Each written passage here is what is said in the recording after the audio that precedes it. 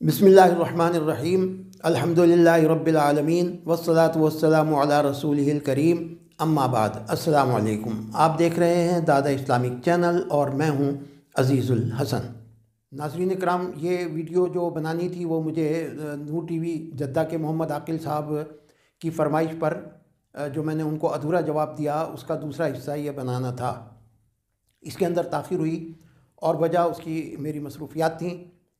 एक चैनल है सबिया जाफ़री का खेल तमाशा के नाम से, उसके अंदर वो कुछ इस्लामिक पॉइंट ऑफ व्यू से कुछ मालूमात देना चाहती थी, तो उनके इसरार पर मुझे उसमें शरीक होना पड़ा, जिसकी वजह से ये ताख़ीर हुई। इसी दौरान एक अफसोसनाक इत्तला आ गई और वो ये कि सऊदी अरब में तबलीगी जमात पर पाबंदी तो पहले ही उन्होंने आयद कर रखी थी। अब ताज़ा तरीन उनका एक सर्कुलर जारी हुआ अइम्मा मसाजिद के नाम, जिसमें उन्हें ये कहा गया कि इस जुमे को तबलीगी जमात के ख़िलाफ़ तकारीर की जाएँ।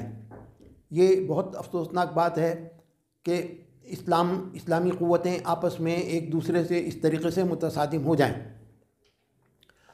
इस पर सोशल मीडिया पर एक सैलाब आया हुआ है इस मामले में, और मैं भी उसमें अपना हिस्सा डालना चाहता हूँ।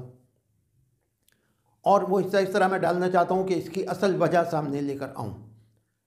क्या वजह है कि इतना बड़ा कदम उठाना पड़ा? तो जनाब, इसकी वजह यह है कि दूसरे को गलत समझना और अपने आप को सही समझना, बेजा इल्ज़ामात आयद करना, मुशरिक करार देना, मुतअस्सिब करार देना, फ़िरक़ा परस्ती को हवा देने वाला करार देना, कब्र परस्त कहना वग़ैरह वग़ैरह। इस किस्म के बहुत सारे इल्ज़ामात हैं जो आयद किए जाते हैं।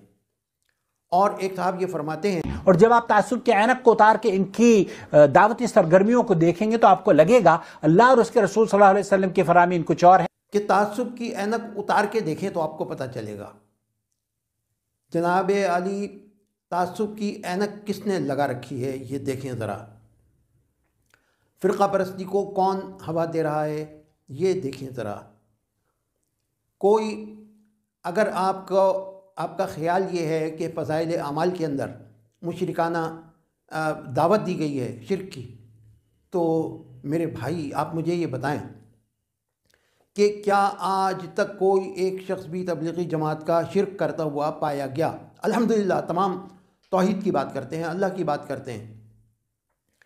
और दूसरी बात यह है कि ये जमात जो है इस पर कहीं से कोई इसे इमदाद नहीं मिलती, ये चंदे नहीं मांगते और ये इसके ऊपर दौलत सर्फ नहीं करते।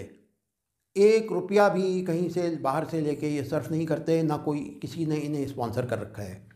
उसके बरक्स आप अगर देखें तो बाज़ ममालिक ऐसे हैं जो पाकिस्तानी रुपए के हिसाब से अरबों रुपए सालाना अपने मसलक की तरवीज पर और तबलीग पर ख़र्च करते हैं, मगर उसका खातिर ख्वाह नतीजा बरामद नहीं होता।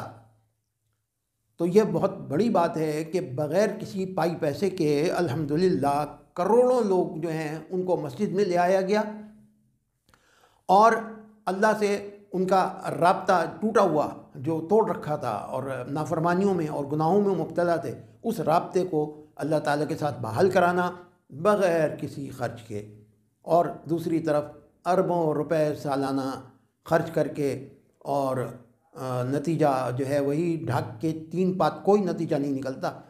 तो ज़ाहिर है कि इतना अगर 1 रुपया ख़र्च किया जा रहा है और दूसरी तरफ कुछ भी नहीं हो रहा और दूसरी तरफ नतीजा निकल रहा है और इस तरफ सिफ़र का सिफ़र है, तो फिर ज़ाहिर है कि उनके ख़िलाफ़ ऐसे इक़दामात होंगे और कुछ लोग जो हैं वो अपने ज़ाती मफाद की खातिर, चंद सिक्कों की खातिर बगले बजाते फिरेंगे और खुशी के शादियाने बजाएंगे और इसको फैलाएंगे पूरी दुनिया में। अल्हम्दुलिल्लाह अल्लाह ने चाहा तो ये जो तबलीग का काम है ये और पनपेगा और फले फूलेगा और ये लोग जो हैं ये चंद सिक्कों की खातिर ऐसे ही मुंह देखते रह जाएंगे।